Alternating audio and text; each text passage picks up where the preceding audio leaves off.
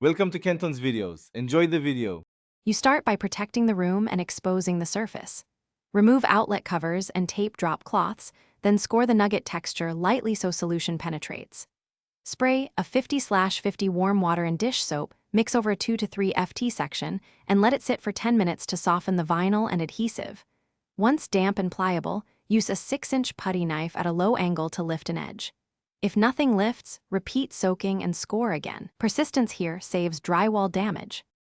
Continue across the wall in overlapping panels, working methodically. Once you've lifted the vinyl, keep the putty knife moving along the wall at about a 30-degree angle so you scrape glue off rather than dig into paper. For stubborn glue, apply a steamer for 20-40 seconds or a commercial wallpaper stripper, then scrape again. After bulk removal, scrub residue with a sponge and warm water.